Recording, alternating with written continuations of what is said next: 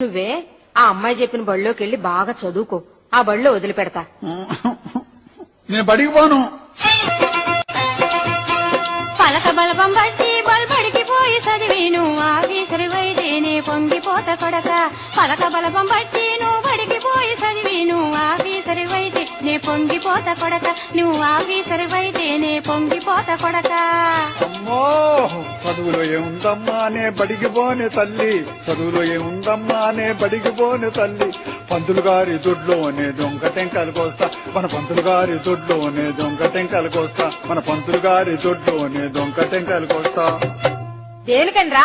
ఇప్పుడు బళ్ళేకి ఎవరు పోతున్నారే? సైకిల్ వేసుకుని అమ్మాయిల కోసం అబ్బాయిలు, అబ్బాయిల కోసం అమ్మాయిలు గొంతుల్లో తిరగటమేగా.